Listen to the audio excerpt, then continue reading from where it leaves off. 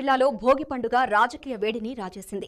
జిల్లా కేంద్రాన్ని రాయచోటి నుంచి మార్చడాన్ని వ్యతిరేకిస్తూ వైఎస్ఆర్సీపీ రాష్ట్ర ప్రధాన కార్యదర్శి రాయచోటి మాజీ ఎమ్మెల్యే శ్రీకాంత్ రెడ్డి తీవ్ర నిరసన వ్యక్తం చేశారు. భోగి పండుగ సందర్భంగా రామాపురం మండలం సుద్దమల్ల గ్రామంలోని తన నివాస ఆవరణలో జిల్లా మార్పు గెజిట్ ప్రతులను భోగి మంటల్లో దహనం చేశారు. ఈ నిరసనలో ప్రజలు పెద్ద ఎత్తున పాల్గొన్నారు.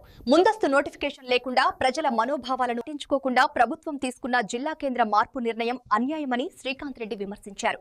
రాయచోటినే అన్నమయ్య జిల్లా కేంద్రంగా యథాతథంగా కొనసాగించాలని ఆయన డిమాండ్ చేశారు. ప్రభుత్వ నిర్ణయానికి వ్యతిరేకంగా భోగి మంటల సాక్షిగా చేసిన ఈ నిరసన స్థానికంగా చర్చనీయాంశంగా మారింది.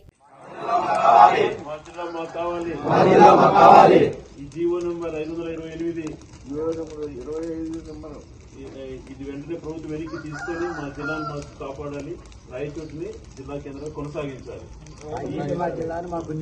ఇచ్చినటువంటి ఈ జీవోని